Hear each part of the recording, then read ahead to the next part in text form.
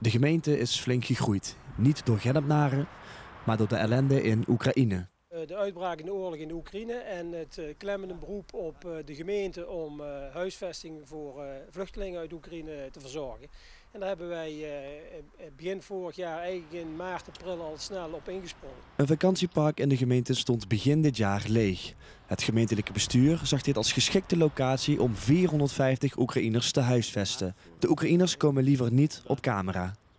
Het park ligt naast het dorp Heijen in de gemeente Gennep. De inwoners van het dorp vinden het niet erg dat de Oekraïners hier verblijven. Ik zie ze eigenlijk nooit. Als ze hier zich thuis voelen, vind ik prima. Ja, ik denk dat dat op zich geen probleem is voor het dorp. Ik vind het prima. Als ik thuis zou wonen, zou ik ook makkelijk wegkomen. Zo is het gewoon. Ja.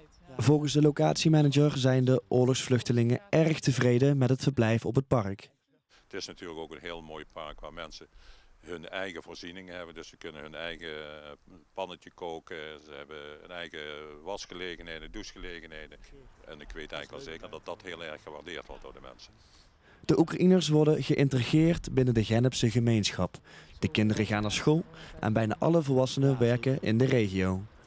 Een aantal, met name grote logistieke bedrijven, die willen heel graag mensen hebben.